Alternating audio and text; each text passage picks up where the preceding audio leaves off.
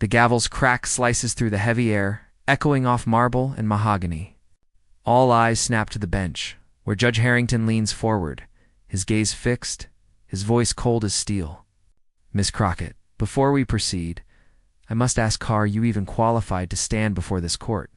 The words hang, poisonous and deliberate, in the charged silence. For a heartbeat, the world seems to stop. Jasmine Crockett stands at the counsel table, her hands steady, her eyes unwavering. The gallery, packed with onlookers, lawyers, and reporters, erupts in a low, shocked murmur. Phones are raised. Fingers fly across screens. And somewhere in the back, a gasp escapes, a sound that seems to ricochet through the room, igniting a wave of disbelief. The judge's words are more than a challenge. They're an accusation, a public stripping of dignity. Crockett's credentials are no secret, her victories, her tireless advocacy, her reputation for fighting the impossible fights. Yet here in this moment, all of it is called into question by a single, calculated sentence. The judge's eyes narrow, as if daring her to prove she belongs. A reporter in the front row scribbles furiously, already crafting tomorrow's headline. Judge questions Crockett's qualifications. The phrase is electric, dangerous, and it spreads like wildfire. In the gallery, a young law student clutches her notebook, her knuckles white, her own dreams suddenly feeling fragile. An older attorney shakes his head, a bitter smile on his lips. He's seen this play before. He knows the script. But Jasmine doesn't flinch. She stands taller, her silence louder than any protest. The judge's challenge is a gauntlet thrown, but Crockett's calm as a shield. The tension is suffocating, the stakes unmistakable. This isn't just about one case or one lawyer. It's about who gets to belong, who gets to speak, who gets to be heard in the halls of power. The judge leans back, his expression unreadable, but the damage is done. The courtroom is a powder keg, and everyone knows it. The bailiff shifts uneasily. The court reporter's fingers hover above the keys, waiting for the next word that could change everything. Outside, the courthouse steps are already buzzing. Tweets fly, hashtags form, and the world begins to watch. In this instant, Jasmine Crockett is no longer just an attorney, she's a symbol, a target. A lightning rod for every unspoken doubt and every unspoken hope. But what happened next would leave even the judge speechless. Outside the courthouse, the city pulses with the energy of a nation on edge. The morning's headlines are already ablaze with speculation. Judge Harrington challenges rising star. Crockett's credentials under fire. Cable news anchors debate the moment in real time. Their voices urgent, their graphics flashing. Social media is a storm, some voices rallying behind Jasmine. Others echoing the judge's doubts, all of them hungry for the next twist. But this moment didn't come out of nowhere. For weeks, rumors had swirled through the legal community. Whispers in courthouse hallways, quiet conversations over coffee, the kind of talk that never makes it into the official record. Some said Jasmine Crockett was too bold, too outspoken, too unwilling to play by the old rules. Others questioned her background, her accent, the way she wore her hair, the way she refused to shrink herself to fit someone else's mold. In a profession built on tradition, she was a spark in a room full of dry kindling. Judge Harrington, meanwhile, was a legend in his own right. Known for his sharp tongue and even sharper opinions, he built a career on being the gatekeeper, deciding who was worthy, who was not. His rulings were often quoted, his rebukes feared. Some called him a defender of the law, others a relic of a fading era. But everyone agreed on one thing when Harrington spoke. People listened. The stakes then were never just about Jasmine Crockett.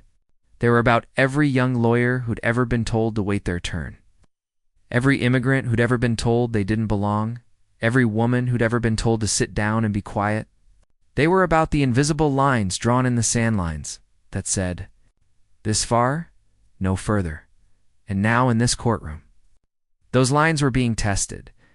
In the days leading up to the hearing, the tension had been building. Crockett's latest case was high-profile, a battle over voting rights that had drawn national attention.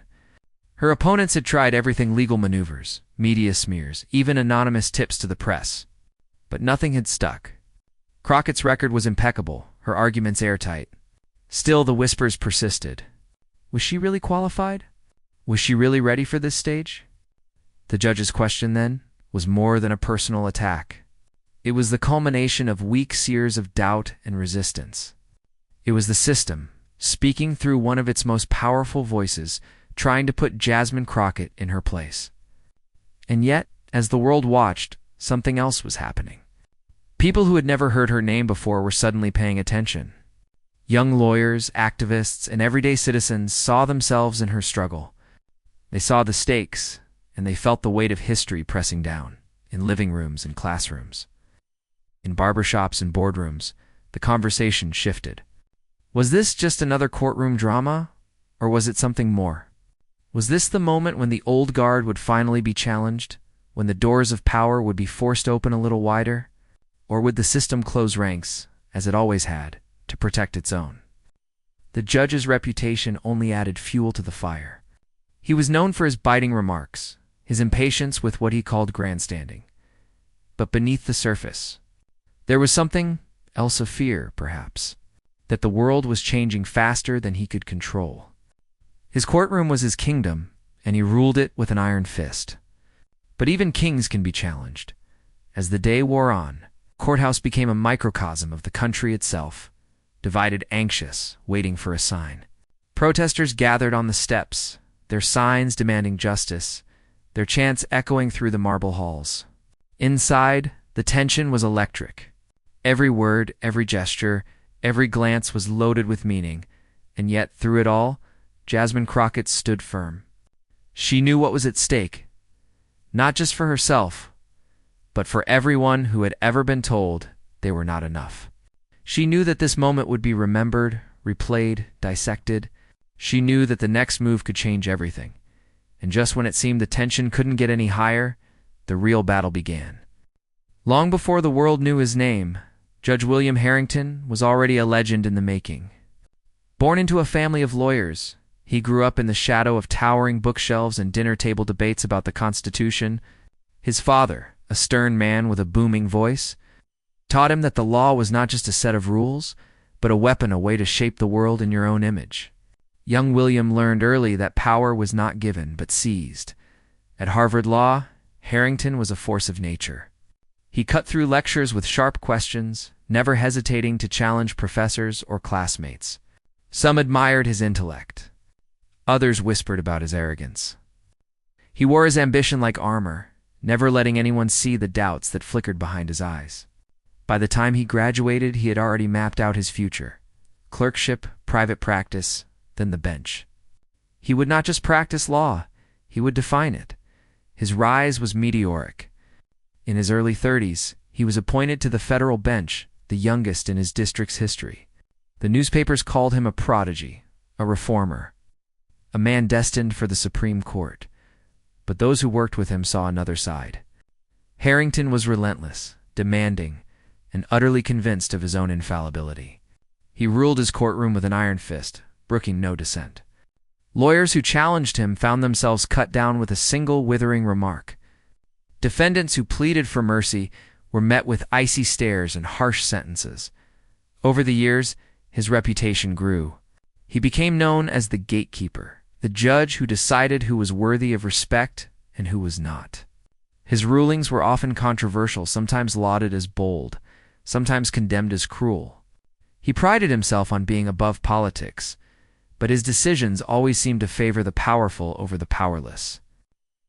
In one infamous case, he dismissed a discrimination lawsuit brought by a group of immigrant workers, declaring their claims unsubstantiated despite mountains of evidence. The legal community was divided. Some praised his strict adherence to procedure. Others saw only a man protecting the status quo. Yet in public, Harrington was a master of appearances. He gave eloquent speeches about the sanctity of the law, posed for photographs with young law students, and donated generously to legal aid societies. He was the picture of dignity and decorum, a pillar of the community. But behind closed doors, his temper was legendary. Clerks whispered about the tirades that echoed through his chambers, the impossible standards, the careers quietly derailed by a single unfavorable word in a reference letter. His colleagues learned to tread carefully. Some admired his brilliance. Others feared his wrath. Few dared to cross him. He was, in every sense, the embodiment of the old garden, yielding, unbending, and utterly convinced of his own righteousness. But the world was changing, and Harrington felt it. The cases coming before him were different, no more diverse, more urgent, more reflective of a country in flux. He watched as young lawyers like Jasmine Crockett entered his courtroom. Their confidence and conviction a direct challenge to everything he believed about order and tradition. He bristled at their audacity, their refusal to defer, their insistence on being heard, too willing to bend the rules. He saw himself as the last line of defense against chaos, the guardian of a system under siege. But even as he clung to his authority, cracks began to appear. There were rumors, of course. Stories of cases mishandled, of evidence ignored, of rulings that seemed more personal than principled.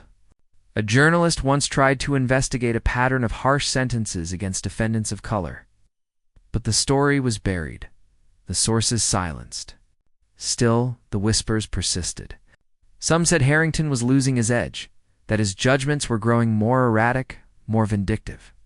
Others wondered if he was simply afraid of a world that no longer looked to him for answers.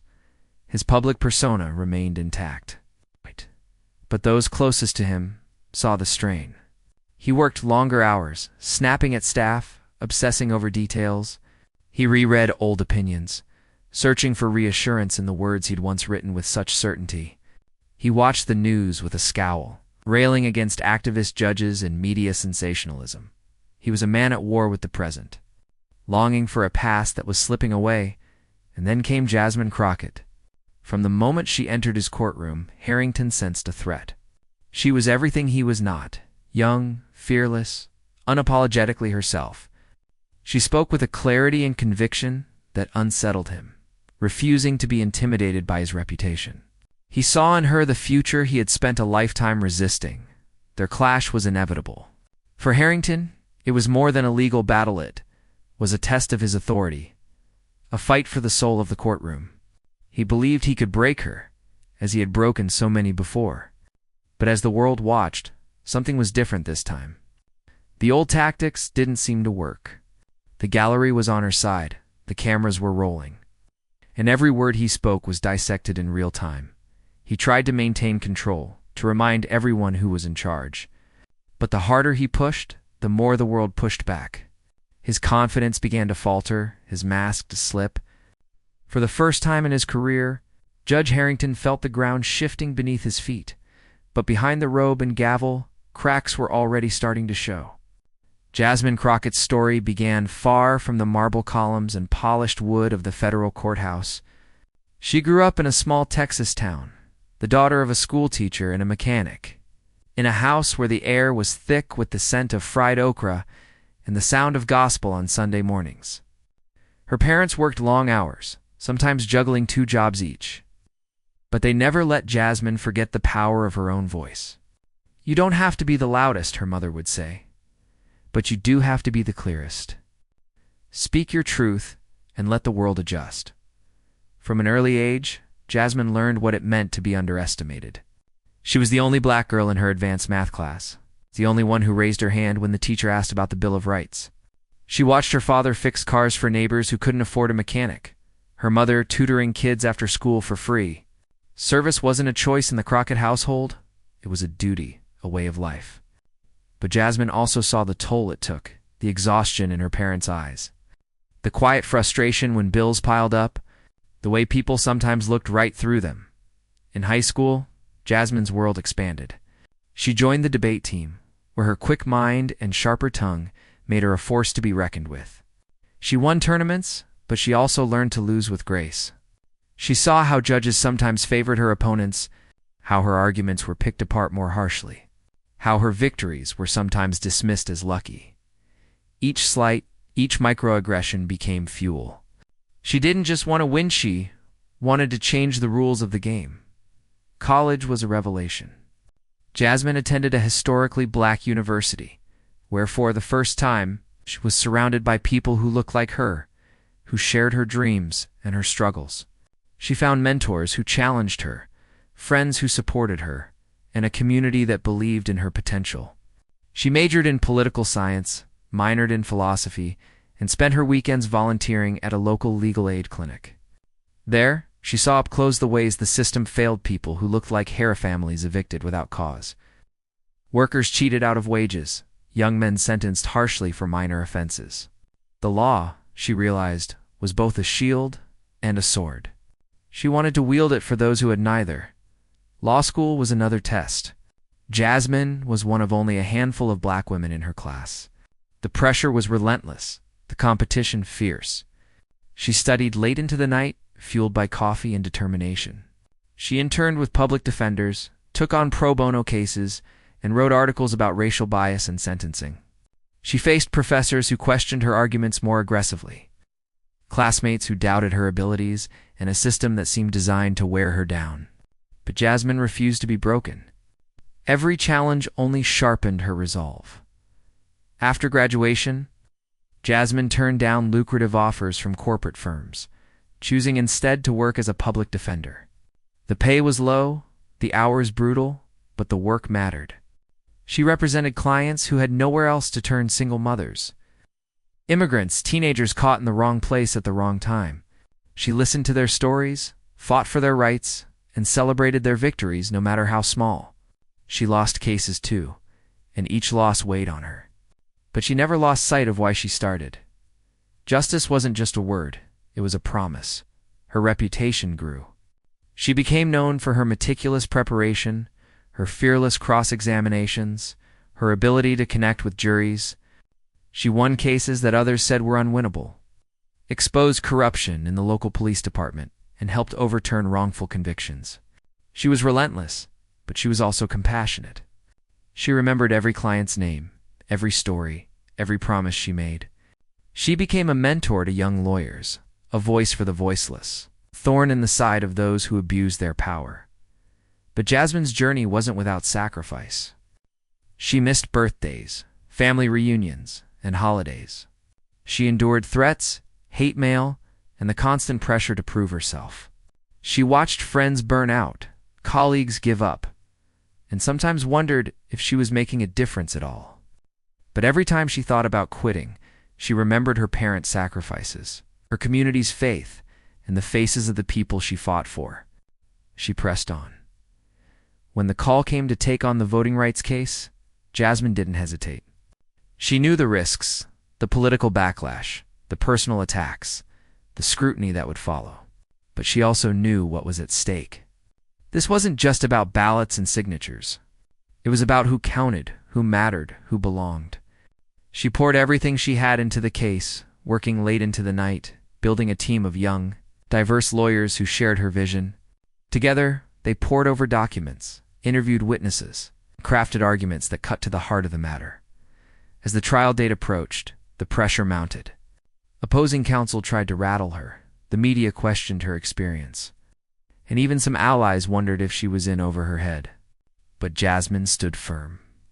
She drew strength from her past, from every obstacle she'd overcome, from every person who had ever told her she couldn't. She knew she was ready not just for this case, but for this moment. Now, standing in Judge Harrington's courtroom, Jasmine felt the weight of history on her shoulders. She saw the faces in the gallery, young lawyers, community leaders, her own parents sitting in the back row, their eyes shining with pride and worry. She heard the judge's accusation, felt the sting of his words, but she did not falter. She remembered every lesson, every sacrifice, every victory and defeat that had brought her here. Jasmine Crockett was more than qualified. She was forged in fire, tempered by struggle, and driven by a purpose larger than herself. She was ready for whatever came next, and as the world watched, no one could predict how the next few minutes would redefine everything.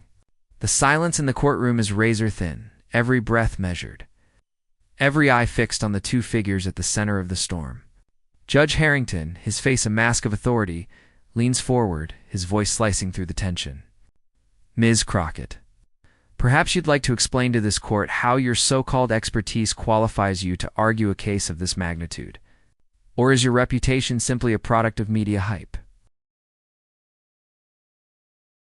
A ripple of discomfort moves through the gallery. Reporters exchange glances, pens poised. Jasmine Crockett stands tall, her hands folded neatly on the table, her expression unshaken. She meets the judge's gaze, refusing to blink, refusing to shrink. The judge's words are sharp, but Jasmine's silence is sharper. Harrington doesn't wait for her to answer. He continues, his tone growing colder. You've made quite a name for yourself, Miss Crockett, but this isn't a television studio. This is a court of law. We deal in facts, not theatrics. So tell me, what exactly do you bring to this courtroom that merits my attention? The question hangs in the air, heavy and loaded. Jasmine's team shifts in their seats, their nerves visible. The opposing counsel smirks, sensing an advantage. But Jasmine remains still, her eyes never leaving the bench. She speaks, her voice calm and measured. Your Honor, I bring the law. I bring the facts. And I bring the voices of those who have been silenced for too long. A murmur rises from the gallery, quickly hushed by the judge's glare. Harrington's lips curl into a thin smile, but there's no warmth in it. Spare me the speeches, Ms. Crockett. This court is not interested in grandstanding. If you have something substantive to offer, now would be the time. Jasmine nods, unflinching. I intend to do just that, Your Honor. But Harrington isn't finished. He flips through her filings with exaggerated impatience, his fingers drumming on the bench. I see here you've cited several precedents. Are you certain you understand their relevance? Or are you simply parroting arguments you've read elsewhere? The insult is clear, the implication unmistakable. The gallery tenses, the air thick with anticipation. Jasmine's jaw tightens, but she refuses to rise to the bait. Instead, she answers with quiet confidence. Every precedent I've cited is directly relevant to the facts of this case. I'm prepared to walk the court through each one if you'd like. Harrington's eyes narrow. I'm sure you are. But let's not waste the court's time with unnecessary details. What I want to know is this. Do you truly believe you're the best advocate for your client? Or are you simply here to make a statement? Jasmine's response is steady, her words deliberate. I'm here to ensure justice is served, Your Honor. That's my only statement. The judge leans back, studying her. For a moment, the room is silent, the tension almost unbearable. Then, with a dismissive wave, he turns to the opposing counsel. Mr. Daniels, do you have any objections to Ms. Crockett's qualifications? Daniels, sensing the judge's mood, seizes the opportunity. Your Honor, I would simply note that experience matters. This is a complex case. I question whether opposing counsel has the depth required. The judge nods, as if confirming his own doubts. Noted. Miss Crockett, you may proceed. But be advised, this court expects the highest standards. Any misstep, and I will not hesitate to intervene. Jasmine inclines her head, her composure unbroken. Understood, Your Honor. The gallery is a study in suspense, some faces anxious, others hopeful, all of them waiting for the next move. A young woman in the back clutches her phone, live streaming every word. A retired judge in the front row leans forward, his brow furrowed in concern. The stakes are clear. This is more than a legal argument. It's a test of will, a battle for respect, fight for the right to be heard. Harrington's questions grow more pointed, his tone more biting. He challenges Jasmine on technicalities, interrupts her explanations, and questions her interpretations of the law. Each time, Jasmine responds with clarity and restraint, refusing to be rattled. Her calm becomes its own kind of defiance. A silent rebuke to the judge's aggression. The tension builds, minute by minute, word by word. The judge's frustration is palpable, his authority challenged in a way he's not used to. Jasmine's resolve only hardens, her answers growing sharper, her arguments more precise. The gallery senses the shift to battle of old power versus new purpose, tradition versus transformation. And then, as the judge prepares to deliver another cutting remark, Jasmine interrupts not with anger, but with undeniable authority. The room goes still, every eye locked on her. But then, with the nation holding its breath, Crockett made her move. Jasmine Crockett stands in the center of the storm, the weight of the courtroom pressing in on all sides. The judge's last words still hang in the air, sharp and dismissive. But Jasmine doesn't flinch. She takes a breath, letting the silence stretch, letting the tension build until every person in the room is leaning forward, waiting for her to break. But she doesn't break. She begins, her voice steady, her tone respectful but unyielding. Your Honor, with respect, I'd like to address the court's concerns directly. You question my qualifications, my experience, and my understanding of the law. I welcome that scrutiny, because I believe the law is strongest when it is tested. A ripple moves through the gallery, some nodding, some whispering, all of them sensing that something is shifting. Jasmine continues, her eyes never leaving the bench.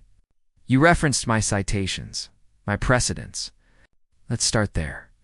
In the matter of Johnson v. State, the court held that procedural technicalities cannot be used to deny fundamental rights. That case was argued in this very district, and I was lead counsel. We won not because the law bent to us, but because we proved that justice must be accessible to all. It's not just the privileged few. She pauses, letting the words settle. The judge's fingers, which had been drumming impatiently, still. Jasmine's team sits up straighter, hope flickering in their eyes. The opposing counsel shifts uncomfortably, sensing the ground moving beneath them. Jasmine continues, her voice gaining strength. In Garcia v. City of Dallas, the court ruled that evidence of systemic bias cannot be dismissed as anecdotal. I was there, Your Honor.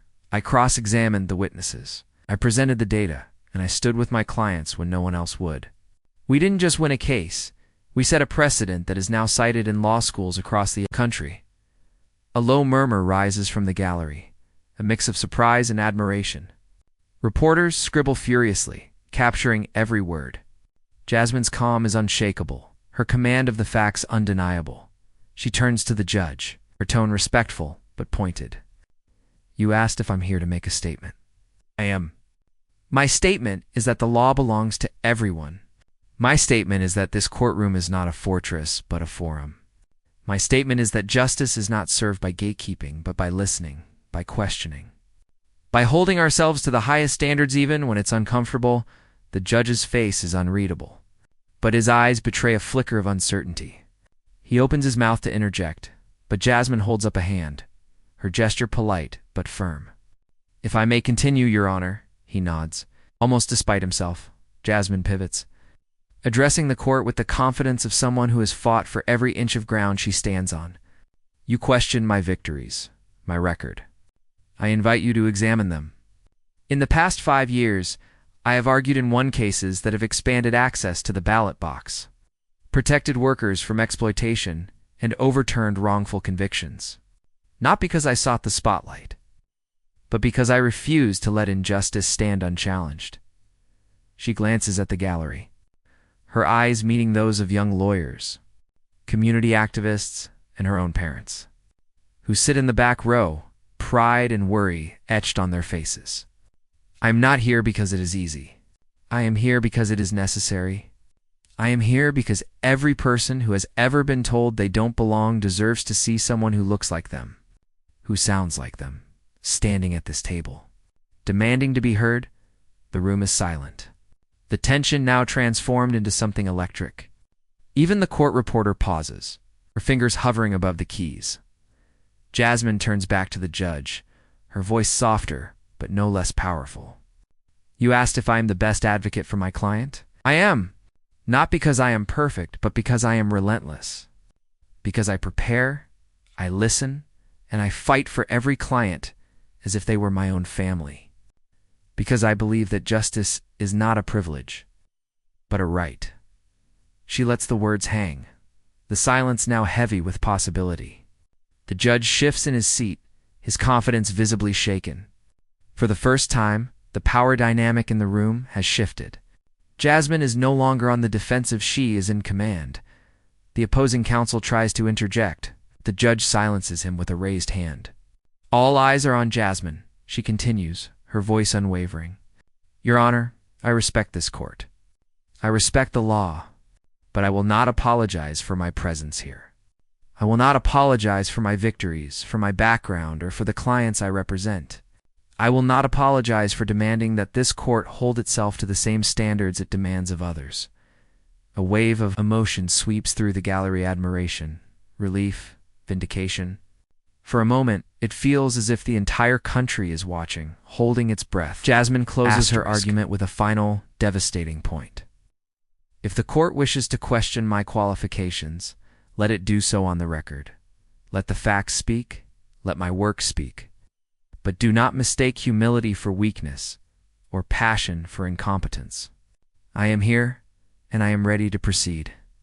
The judge is silent, his face pale, his authority suddenly fragile. The gallery erupts, not in chaos, but in a surge of energy, a collective exhale. Reporters type furiously, hashtags begin to trend, and the moment is already being replayed on screens across the country. Jasmine stands tall, her calm unbroken, her dignity intact. The judge, for the first time, seems at a loss for words. He glances down at his notes, searching for a response, but finds none. The courtroom is transformed, no longer a place of intimidation, but a stage for truth. The bailiff looks to the judge, uncertain. The court reporter resumes typing, her hands trembling slightly. The opposing counsel sits back, defeated. And in the gallery, people begin to smile, to nod, to believe that something extraordinary has just happened. Jasmine's team exchanges glances, their relief palpable. They know what this moment means, not just for the case, but for every person who has ever been told they are not enough. Jasmine has done more than defend herself. She has redefined what it means to belong. The judge finally speaks, his voice subdued. Miss Crockett, the court acknowledges your record. You may proceed. But the real shock was still to come, as the world reacted in real time. The courtroom doors swing open, and the world rushes in. Within minutes, Jasmine Crockett's words are everywhere clipped, quoted and shared across every platform. The hashtag Crockett qualified rockets to the top of Twitter, joined by hashtag Let Her Speak and hashtag Justice for All. Clips of her mic drop moment loop endlessly, each replay fueling a new wave of reactions. The internet for a moment is united in awe and outrage. On TikTok, young law students reenact Jasmine's speech, their voices trembling with pride. This is what representation looks like, one caption reads, racking up thousands of likes. Instagram stories fill with screenshots of Jasmine at the podium, her face calm, her eyes fierce. She spoke for all of us, someone writes, and the sentiment echoes from coast to coast. Cable news can't get enough. At a turning point, a long overdue reckoning for the old guard. Jasmine Crockett just changed the game, declares one anchor, her voice tinged with hope. Even some conservative commentators, caught off guard by the clarity and force of Jasmine's argument, admit that the judge's line of questioning crossed a line. This wasn't just a legal debate. A guest on a primetime panel says, this was a cultural moment. The memes come fast and furious. One shows the judge's stunned face with the caption, when you realize you picked the wrong opponent.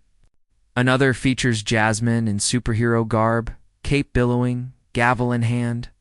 The internet's creativity is boundless, and for once, it's all in service of a single, electrifying message: dignity cannot be denied. Celebrities join the chorus. A-list actors tweet their support, civil rights icons post tributes, and musicians dedicate songs to the moment. Jasmine Crockett is the future. One pop star writes, her words instantly retweeted by millions. Politicians, too, weigh in. Progressive leaders call for more voices like Jasmine's in the courtroom and in Congress. Even a few rivals, sensing the shift in public mood, offer cautious praise. But it's not just the famous who are moved.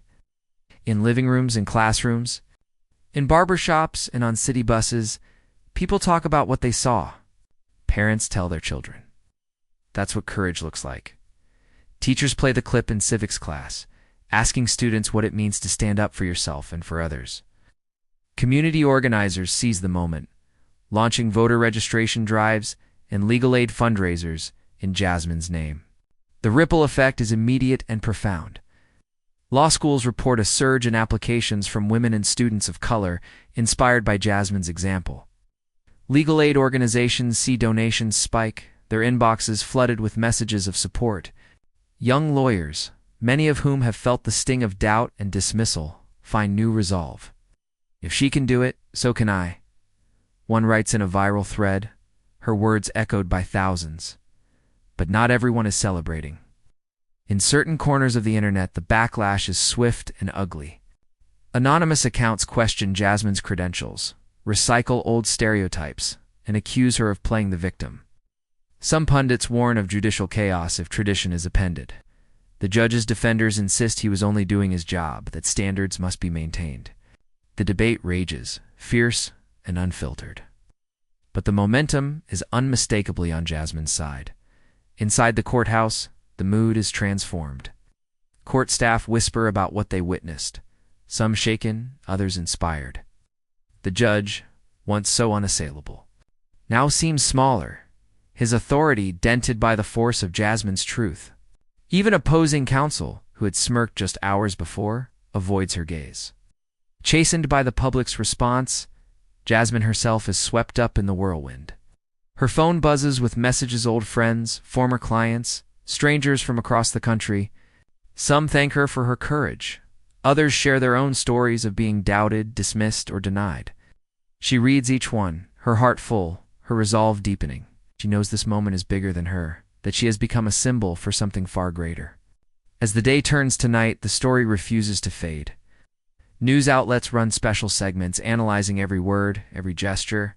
Editorials call for reform, for more judges who listen and more lawyers who look like the communities they serve. The conversation shifts from one courtroom to the nation itself. Who gets to belong? Who gets to speak? Who gets to decide? In the days that follow, the impact only grows. Jasmine is invited to speak at universities, to testify before legislative committees, to appear on national talk shows. Her story becomes a rallying cry, a beacon for those who have waited too long for justice. The judge, meanwhile, faces mounting.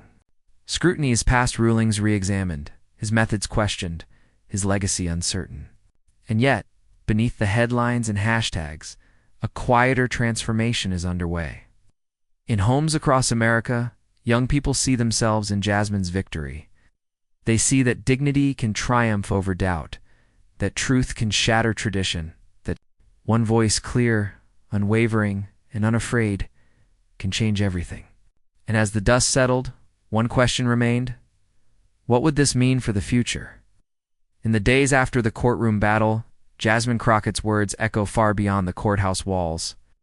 She is invited to speak at rallies, town halls, and universities. But everywhere she goes, her message is the same. Dignity is not something you earn from others. It's something you claim for yourself and defend for those who can't. Her victory is dissected by pundits and praised by activists, but Jasmine refuses to let the moment become just another headline. She knows what's at stake is bigger than her own reputation. At a packed community center, Jasmine stands before a crowd that spills out the doors. She looks out at faces young and old, faces that have known struggle and hope, and she speaks not just of her own journey, but of the universal fight for belonging. They tried to make me doubt myself, she says, her voice steady. But I remembered every person who ever told me I couldn't, and I turned their doubt into fuel. I remembered my parents, my teachers, my clients, people who taught me. That service is the highest calling, and that no one's ancestry or accent or background should ever be a barrier to justice. The applause is thunderous, but Jasmine's eyes are gentle. She knows that for every person cheering, there are countless others still waiting for their moment to be seen, to be heard, to be believed. She tells them this victory isn't just mine. It belongs to every girl who's been told she's too loud, every immigrant who's been told to wait their turn, every young lawyer who's been told to sit down and be grateful. It belongs to everyone who's ever been underestimated. She shares the messages she's received, stories from strangers who saw themselves in her struggle. A single mother in Detroit who went back to school after years of being told she couldn't. A young man in Houston who stood up to a boss who tried to silence him. High school student in Atlanta who decided to join the debate team, inspired by Jasmine's courage. Each story, Jasmine says, is a reminder that the fight for dignity is never fought alone. Jasmine doesn't shy away from the pain either. She acknowledges the hate mail, the threats, the moments of doubt that crept in late at night.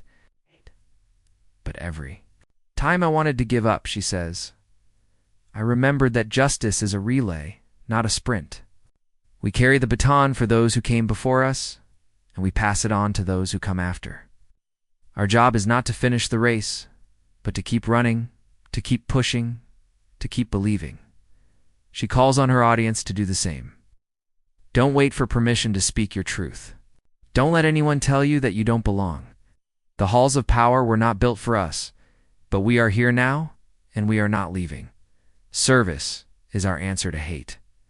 Dignity is our answer to doubt. Unity is our answer to division. The room is silent, every heart beating in time with her words. Jasmine's story becomes a mirror, reflecting the dreams and struggles of everyone listening. She reminds them that the law is not just a set of rules, but a living promise. A promise that justice can be made real if enough people are willing to fight for it.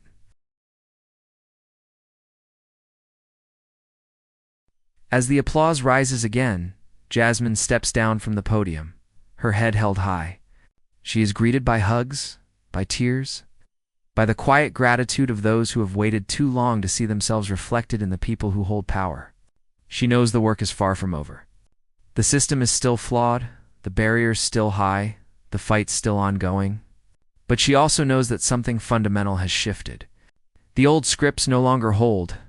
The gatekeepers have been challenged, and the doors have been pushed open, if only a little dot in interviews. Jasmine is asked what she would say to the judge now after everything. She smiles, her answer simple and profound. I would thank him, because every attempt to diminish me only made me stronger. Every doubt he cast only made my purpose clearer. And every barrier he tried to build only made me more determined to break through, not just for myself, but for everyone who's ever been told they don't belong. Her words ripple outward. Carried by news broadcasts, social media, and word of mouth, they become a rallying cry, a call to action, a reminder that the fight for dignity is never wasted.